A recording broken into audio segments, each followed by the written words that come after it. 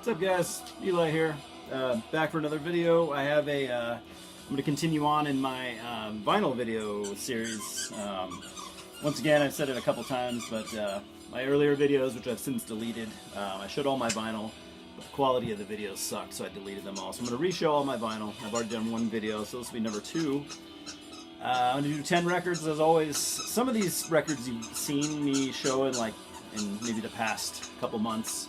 So I apologize for that if you've been watching. If you haven't, then you won't notice. But yeah, you might see some familiar shit. Such as this one, because this was just on the top of my vinyl, the front of my vinyl stack. Quartz, Against All Odds. This is original pressing, picture disc. Quartz is a pretty cool... they came from the New World of British heavy metal days, so... they're kind of one of the lesser known bands, I guess, but they put out some decent albums. Some pretty good hard rocking heavy metal. Check them out if you haven't. First couple albums at least, that's all I've heard. Next, we have Tangerine Dream Live Encore. I have not ever actually listened to this. I'm a big Tangerine Dream fan. There you go, double gatefold. Yeah, I'm a massive fan. I listen to I have at least, I don't know, close to 10 of their records. They have only about 1,000. But, yeah, I listen to them a lot. I haven't cranked that vinyl yet. I'm not honestly that big on live recordings a lot of the time, which is weird because I have a couple here, but every now and then I do appreciate one. Such as, this is also a live recording, Avatar Live, Dead Can Dance. Dead Can Dance are one of my absolute favorites just in music, period. Usually when I want to go non-metal, I mean, they're one of the first bands that comes to mind. Their music from top to bottom is just absolute magic. And there's no denying that whatsoever. Got some center rings.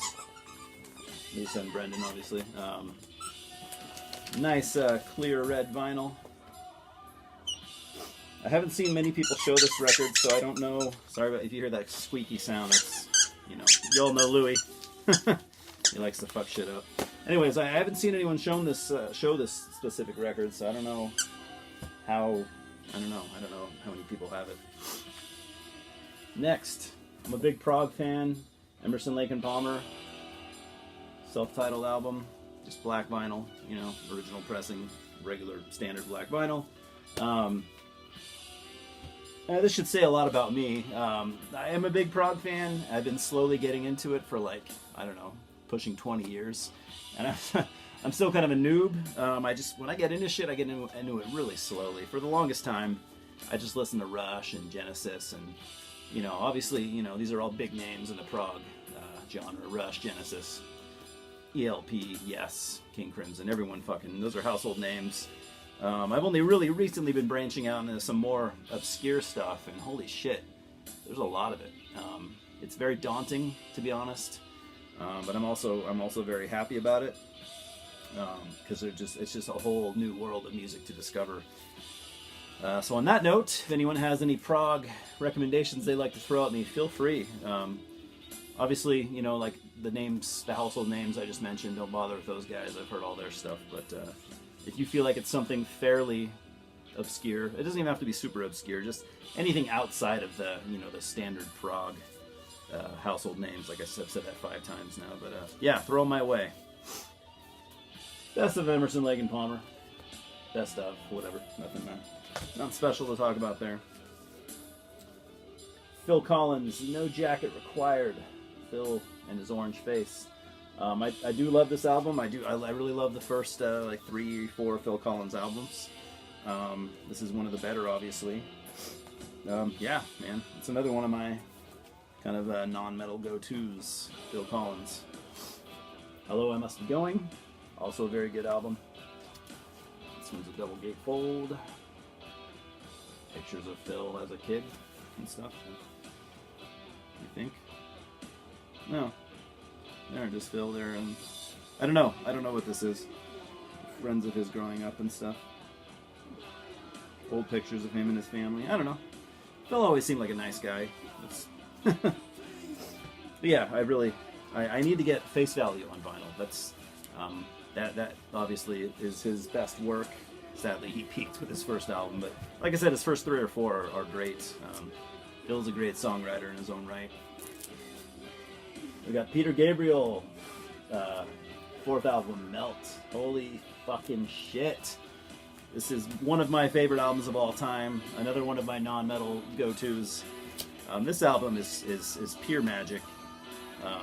There are a couple songs on here, like with most of Peter's albums. There's always a couple songs that I can't grasp. They don't do much for me. But the ones that do, just are in another stratosphere as far as quality. Fucking genius. I know he's quite old and probably not moving, too quickly in the musical world these days. But I'd love for him to do something new. I don't know. I should probably research that. I don't know if he has anything in the works. I don't know. I don't care what it sounds like, but I would love for him to do something new.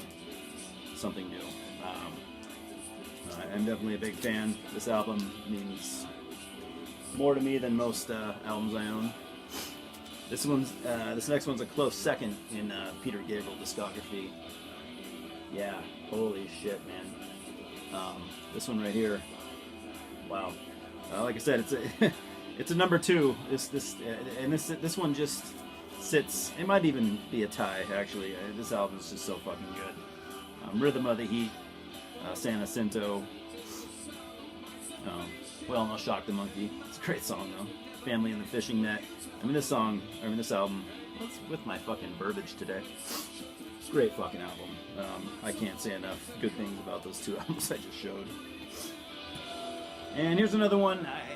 I'm sure you guys are tired of me showing this because I've shown this fucking record like 4 times probably in the last 2 months. Genesis, Invisible Touch. Once again, I know a lot of Genesis fans draw the line, and this is, part of the line that they won't cross. But I grew up on this record, man, and I fucking love it. I don't think it's their best work by any means, but I also don't consider it a flop. I don't consider it, anything too offensive, like I said, like a lot of people do. I think it's great. Like I said, I might be a little biased because I heard it as a child but I still listen to it to this day, and I can see why. I can definitely see why people would have negative things to say about it. It's very poppy. It's still, to me, this is kind of like a progressive pop album.